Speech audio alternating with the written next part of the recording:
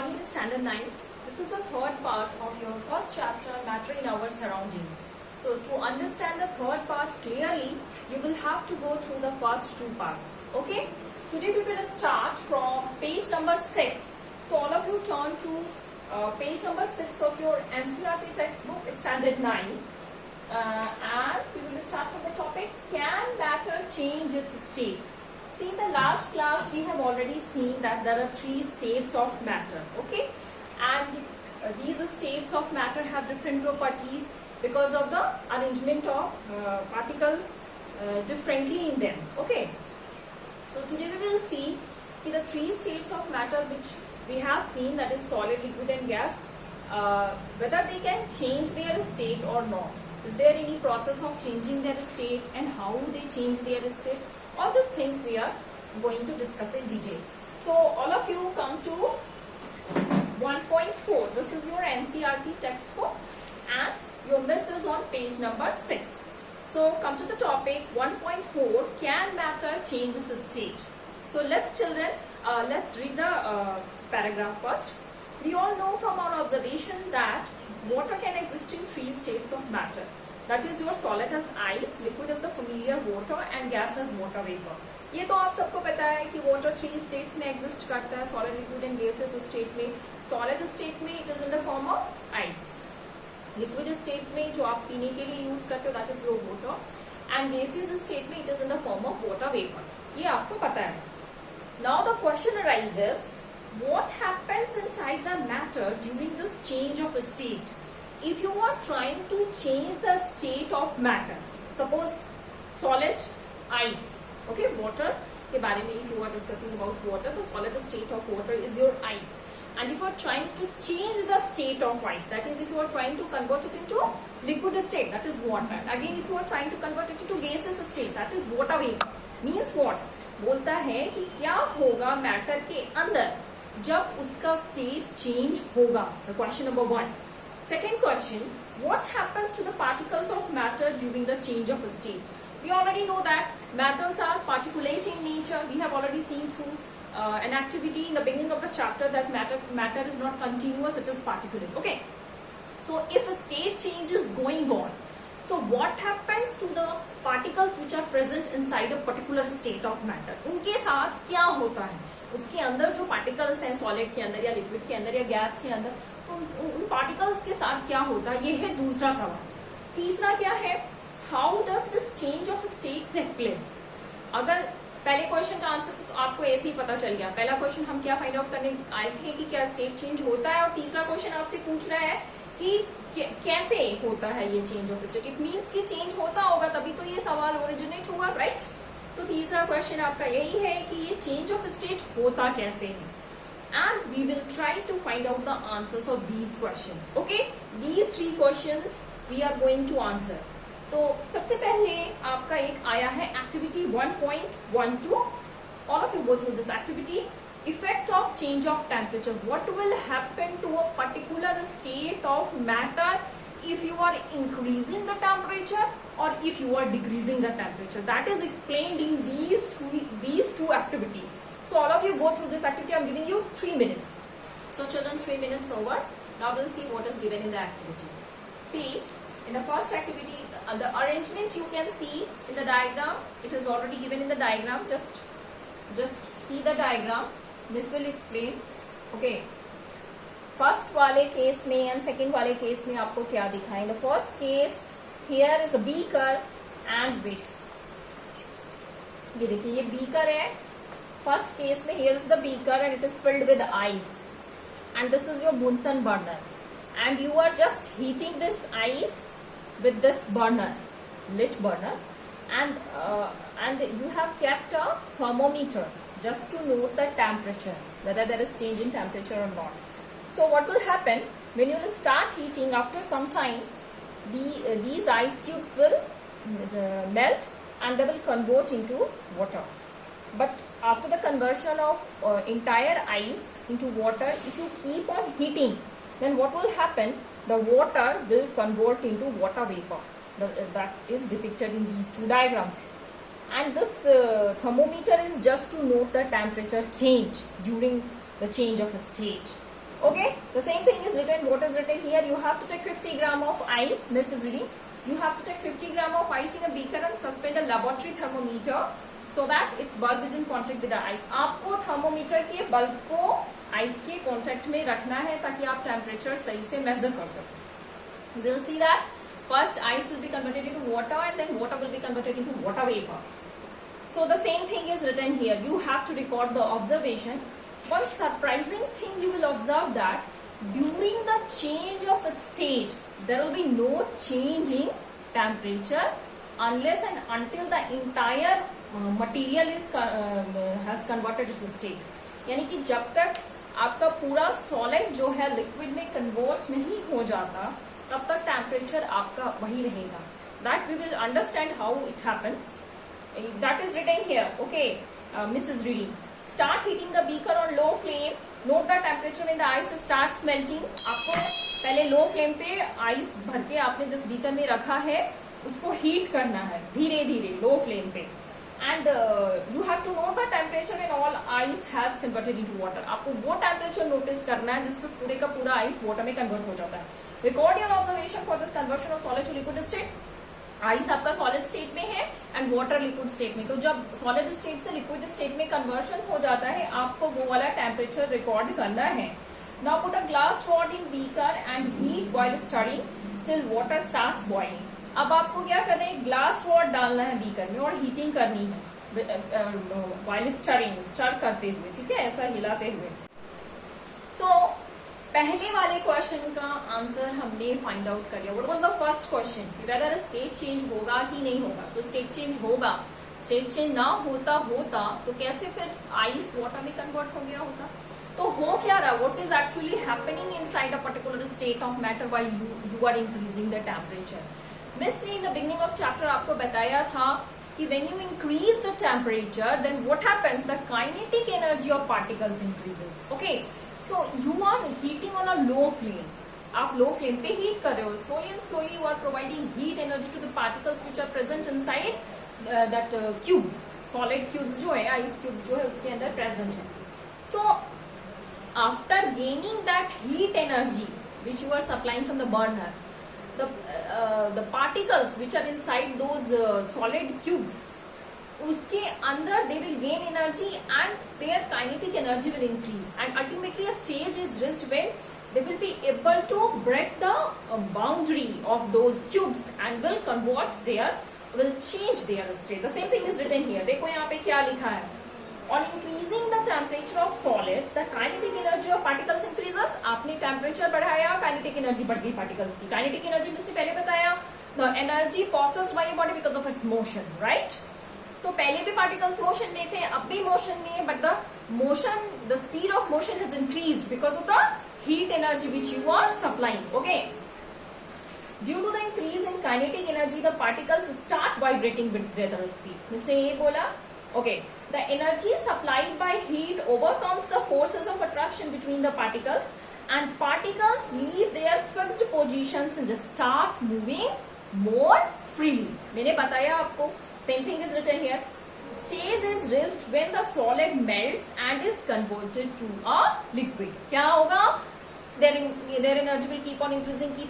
Their kinetic energy will increase. They keep on moving randomly within the solid cubes, and after some time, they will have enough energy to break the bonds, to break the boundary, and ultimately they will convert. They will change their state. And कौन से state में आ जाएंगे ये? Liquid state में. तो it's very important all of you note down कि what is melting point. हमारा एक इंपॉर्टेंट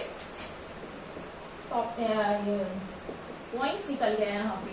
क्या होता है melting point?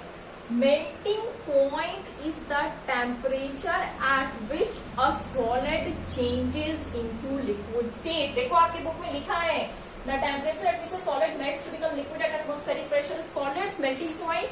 If you want to underline in your book, you can underline, and this is writing the same thing on board. So children, this is the definition of melting point. It is written here on the board.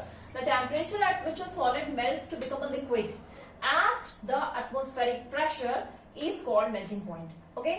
ये वो temperature है जिसपे कोई solid melt होकर के liquid state में convert हो जाता है and atmospheric pressure remains the same. ठीक है, वही एटमॉस्फेरिक प्रेशर पे pressure is same and there will be change of temperature. ठीक है, वो टेम्परेचर जिसपे सॉलिड मेल्ट होकर के लिक्विड स्टेट में कन्वर्ट हो जाता है वो उसका मेल्टिंग पॉइंट कहलाता है। Since we were doing the activity or the experiment with ice, we started our activity with ice now. So we should know the melting point of ice. Ice का melting point कितना है? It is 273.16 Kelvin. Just remember it. And the same thing is written here in your book also. Just go through it on page number 7. Now come to the blue box. What is written in the blue box? The melting point of solid is an indication of a strength or force of attraction between its particles. So, किस point पे कोई solid melt हो रहा है, किस point पे कोई solid melt हो रहा है, वो उसके स्ट्रेंथ को बताता है। जो जितना स्ट्रॉन्ग सॉलिड होगा उसमें मेल्टिंग पॉइंट उतना हाई होगा, आपको उतना ज्यादा टेम्परेचर प्रोवाइड करना पड़ेगा उसके स्टेट चेंज के लिए। ये बात समझ में आ रही है कि the melting point of a solid is an indication of strength of the force of attraction between its particles. ठीक है, उसके पार्टिकल्स के बीच में जो फोर्स लग रहा है, दैट मॉलिक्यूलर फोर्स की स्ट्रेंथ कितनी है वो पता चलता है उसके मेल्टिंग पॉइंट से। जो जितना ऊपर के टेम्परेचर पे जाकर के मेल्ट हो रहा है, इट मींस उसके बीच में पार्टिकल्स उतने ज्यादा स्ट्रांगली अरेंज्ड हैं। आई बात समझ में? That thing is written here. Now the same thing is written. The melting point of ice is 273.16 Kelvin. This is already written. And the process of melting, that is the change of solid in liquid state, is also known as fusion. ये जो state change की प्रक्रिया हो रही है, change of state हो रहा है सॉलिड स्टेट से लिक्विड स्टेट, जिसको मिस्टर मेल्टिंग बोला, आपने यहाँ डेफिनेशन भी लिखा, इसका दूसरा नाम क्या है? Fusion. You can also call it as fusion. Okay, अब एक बहुत इंपॉर्टेंट क्वेश्चन जो most of the time exams में पूछा जाता है, तुमने मिस जब एक्टिविटी एक्सप्लेन कर रही थी तो आपको क्या बताया था कि when you were changing the state from solid to liquid and liquid to gas, during the entire process, जब पूरा प्रोसेस हो रहा था, the during state change temperature was fixed. ठीक है ना, जब तक कि पूरा का पूरा सॉलिड लिक्विड में नहीं कन्वर्ट हो गया था, टेम्परेचर वही था, है ना। The same question your book is asking from you. When the solid melts, its temperature remains the same. So where does the heat energy go? जब कोई solid melt होता है तो क्या होता है कि उसका टेम्परेचर वही रहता है। ठीक है, उसी टेम्परेचर पे पूरा का पूरा सॉलिड मेल्ट होकर के लिक्विड स्टेट में चला जा रहा है, और आपने तो बर्नर ऑफ किया नहीं था, तो excess of heat which you are providing, आप जो एक्सेस ऑफ हीट प्रोवाइड कर रहे हो वो कहाँ जा रहा है? That is hiding somewhere. कहाँ चला जा रहा है? आपने देखा कि एक क्यूब मेल्ट हुआ, फिर दूसरा हुआ, तीसरा हुआ, ऐसे करते करते सारे के सारे आइस क्यूब्स मेल्ट हो गए। लेकिन टिल देन आपने एक्सपेरिमेंट में देखा था कि वो जो थर्मोमीटर आपने डाल के रखा था उसमें टेम्परेचर चेंज हो ही नहीं रहा है। It means you are providing excess of heat and that heat is hiding somewhere. The same question your book is asking कि why does this happen? Okay, तो you must have observed during the experiment of melting that the temperature of system does not change after the melting point is reached till all the ice melts. वही बात लिखी हुई है। क्या बोलता, आपने देखा होगा कि जब एक्सपेरिमेंट आप मेल्टिंग का कर रहे थे, जब तक कि पूरा आइस कन्वर्ट होकर के लिक्विड स्टेट में नहीं चला गया तब तक टेम्परेचर वही रहा। This happens even though we continue to heat the beaker, that is continue to supply heat. ये तब भी होता रहा जब हम हीट सप्लाई करते रहे, हमने हीट सप्लाई करना तो बंद नहीं किया था। देन ऑल्सो वो क्या हो रहा है कि हीट आप सप्लाई कर रहे हो, हीट कहीं छिप जा रहा है एंड टेम्परेचर चेंज हो नहीं रहा है, टेम्परेचर बढ़ नहीं रहा, सिर्फ स्टेट चेंज हो रहा है। अब क्वेश्चन ये उठता है कि कहाँ गया वो excess of heat? This heat gets used up in changing the state by overcoming the forces of attraction between the particles. As this heat energy is absorbed by ice without showing any rise in temperature, it is considered that it gets hidden into the contents of the beaker and is known as latent heat. It's very very important. क्या बोलता है, ये जो excess of heat आप supply कर रहे हो, ये हीट जो है पार्टिकल्स के बीच के फोर्स को ओवरकम करने में यूज अप हो जाता है एंड बिना टेम्परेचर बढ़े ये यूज होता है और कहीं ना कहीं बीकर के जो कंटेंट्स है उसमें जाकर के छिप गया है। एंड लेटेंट मतलब हिडन, छिपा हुआ। इस हीट को हम लोग बोलते हैं latent heat. It's very very important. देखो क्या लिखता है आपकी बुक में, the word latent means hidden. Latent का मतलब ही होता है छिपा हुआ। The amount of heat energy that is required to change 1 kg of solid into liquid at atmospheric pressure at its melting point is known as latent heat of fusion। अभी भी miss ने बताया कि आप मेल्टिंग को fusion भी बोल सकते हो। तो 1 kg of Miss is not going to write the definition that is given in your book. Just go through your NCERT. Miss is explaining. Just try to understand. आप 1 kg ice लेके आए हो। I'm very sorry. It's not rice, it's ice. आप 1 kg ice लिए हो और आप 1 kg ice को क्या कर रहे हो, हीट कर रहे हो, and atmospheric pressure is the same. ठीक है, सो व्हाट विल हैपन कि एक्सेस ऑफ हीट जो है वो आइस क्यूब्स के बीच में रहेंगे जब तक कि पूरा का पूरा आपका 1 kg of ice cubes water में कन्वर्ट नहीं हो जाता। तो किस टेम्परेचर पे जाके कन्वर्ट होगा, यहाँ पे लिखा ना 273.16 केल्विन पे।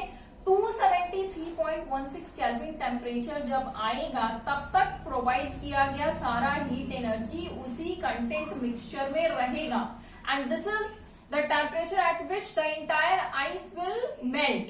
So this temperature, this process is known as latent heat of fusion। देखो क्या लिखता है, अब तुमसे पूछेगा डेफिनेशन तो आप क्या लिखोगे, amount of heat energy required to change 1 kg of solid into liquid at atmospheric pressure. Pressure is constant.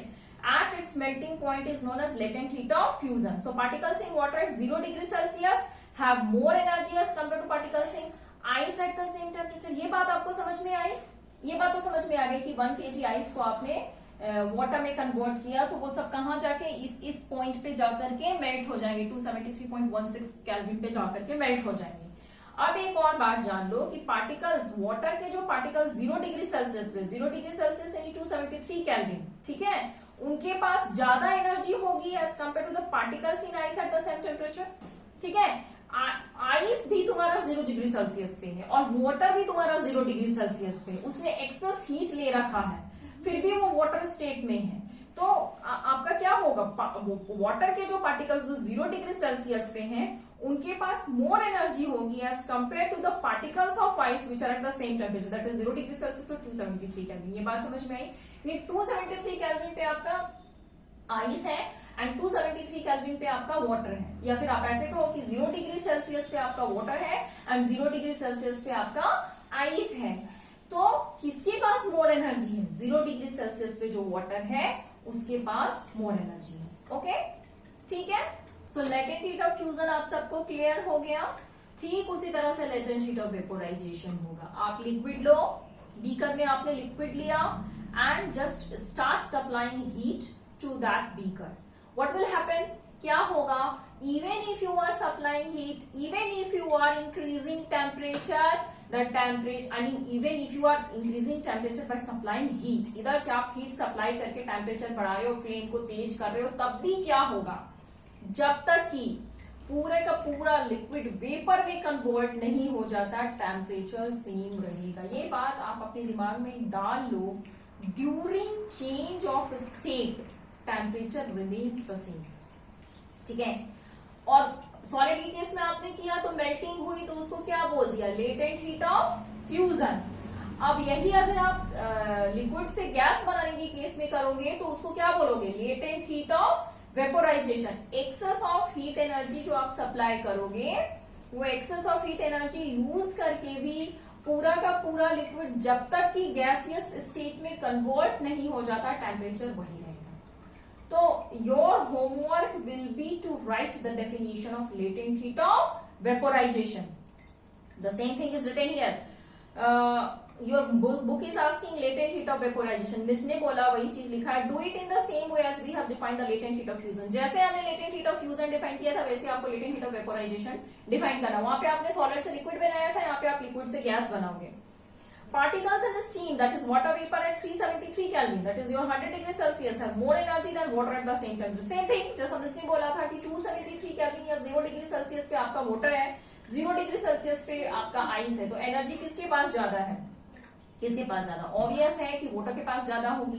ठीक उसी तरह से अगर आपके पास स्टीम है जो कि 100 डिग्री सेल्सियस पे और वाटर भी है सेम 100 डिग्री सेल्सियस पे, तो एनर्जी किसके पास ज्यादा होगी, द पार्टिकल्स इन स्टीम। ठीक है, स्टीम में जो पार्टिकल्स होंगे 100 डिग्री सेल्सियस पे, they will have more energy than water at the same temperature. Why? This is because of the extra heat which they have absorbed because of latent heat of vaporisation. So children, I am showing you what is given here. Solid state से liquid state and liquid to gaseous state. What is going on here? When you are supplying heat to solid state of matter, then it is getting converted into liquid state. Again you are supplying heat to this liquid state of matter, then what will happen? This liquid will be converted into gaseous state. And now you are doing the process of cooling. You are cooling this gaseous state, and on losing heat it will convert into liquid state, and again if you will cool, then this liquid state will be converted into solid state. देखो ये example से आप समझ जाओगे, it's very simple. देखो आपने क्या लिया, आइस क्यूब्स लिया, आइस क्यूब्स को आपने हीट किया, तो हीट करने से क्या में बदल गया, वो लिक्विड स्टेट में बदल गया, वाटर में बदल गया। अगेन आप हीट करोगे उसको, तो that liquid will be converted into gases state, that is water क्या में बदल गया, वाटर वेपर में। अब आप उसकी कूलिंग करोगे, जैसा आपने वाटर साइकिल के केस में पढ़ा होगा, तो जब ऊपर के लेयर्स में जो वाटर वेपर जाकर के कूल होता है, तो फिर कंडेंसेशन की प्रोसेस होती है, तो कूलिंग से क्या हुआ, that vapour will be converted into liquid state. And further cooling आप करोगे, आपने वाटर ले रखा है और उसकी कूलिंग किए जा रहे हो, ऑब्वियसली वो लिक्विड जो है एक्सेस ऑफ हीट अपने में से बाहर निकालेगा, because you are doing the process of cooling ना, and that will be converted into ice, जो कि आपके रेफ्रिजरेटर्स में होता है। It's very simple. So we have seen solid, liquid, gas, change of state, solid से लिक्विड, लिक्विड से gas on heating, and gas to liquid, liquid to solid. ये कैसे हुआ है आपका, ये हुआ है ऑन कूलिंग। मैं कर दूं डायग्राम ड्रॉ, या आप समझ गए? Wait wait, it's very simple, मैं कर देती हूँ। ये देखो, ये सॉलिड, ये लिक्विड और ये गैस। यहां से यहां में आपने क्या करी है, हीट। यहां से यहां में क्या किया है, हीट, और इधर से इधर में आप क्या करोगे, कूल, सॉरी COOL। यहां से यहां किया कूलिंग, फिर यहां से यहां भी फर्दर कूलिंग करोगे तो क्या हो जाएगा, सॉलिड। यही बात लिखा हुआ है। तो हमने देख लिया स्टेट चेंज, हमने देख लिया latent heat of vaporisation and latent heat of fusion. You have to write the definition of latent heat of vaporisation in homework. अब देखो थोड़ा सा नीचे बच गया, this will close it. So for that, the state of matter can be changed into another state by changing the temperature. पहले question का जवाब जो हमने स्टार्टिंग करी थी उसका मिल गया ना, कि क्या स्टेट चेंज हो सकता है? Yes, we can change the state of matter simply by changing the temperature. क्यों कर पाते हैं?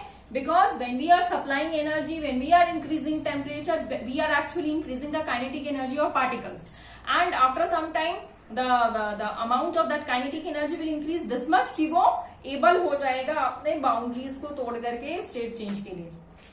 We have learned that substances around us change state from solid to liquid and from liquid to gas on application of heat. The same thing is written. हमने देखा कि solid से liquid, liquid से gas कैसे होता है, heat के application से।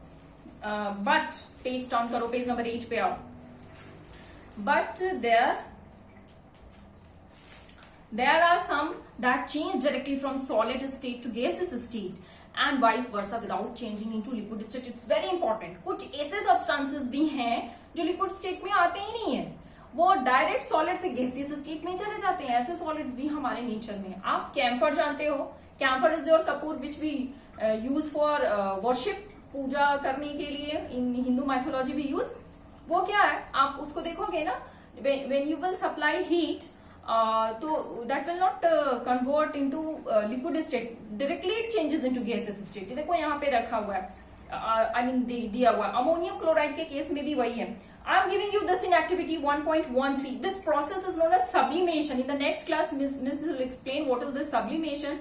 And there are some solids that directly changes into gaseous state without coming into liquid state. जैसे आपने वाटर के केस में देखा कि सॉलिड से लिक्विड हुआ, लिक्विड से गैस हुआ, बट ऐसे सॉलिड्स हैं जो कि डायरेक्टली गैस में कन्वर्ट हो जाते हैं और लिक्विड के स्टेज को स्किप कर जाते हैं, तो वो सब्लिमेटिंग सॉलिड्स है। उस प्रोसेस को हम सब्लिमेशन बोलते हैं। ये आपको मैं डिटेल में बताऊंगी नेक्स्ट क्लास में, which is given in activity 1.13.